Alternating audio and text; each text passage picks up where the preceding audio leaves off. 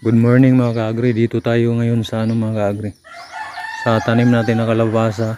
Tingnan natin yung mga pinupulinit natin. Kasi parang walang na mga kaagri. Parang walang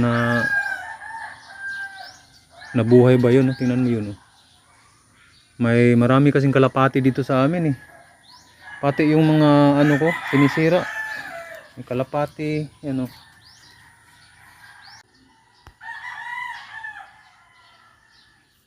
Tingnan natin yung mga kaagri. Kalabasa natin ba. Dami natin napulinit. Wala pa tayong siguradong talaga yung maging bunga. Tingnan lang natin dito ba.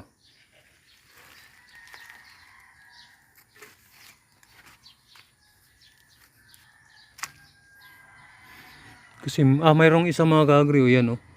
Maging bunga yan kasi umano na siya eh. Yung isa talaga dito, maging bunga na sana.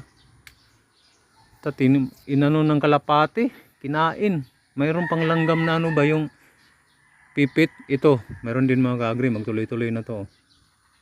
Yan o. Sa dalawa. Kapag hindi makita ng to, yung ibon ba, magtuloy-tuloy yan. Nung dito nakapatong na mga kaagri, okay na sana, kaso kinakain ng ito napulini. Iwan ko lang kung magtuloy-tuloy yan. Antinan mo ito, okay na sana to, kaso inano ng hindi matuloy to,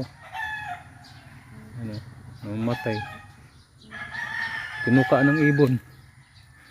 Ito yung bago kong napulinit, sana magtuloy-tuloy rin yan. Mayroon din dito, yan o. Tapos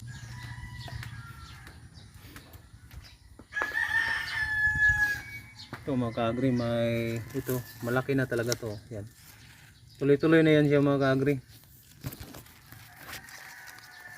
Sana hindi makita ng ibon to eh.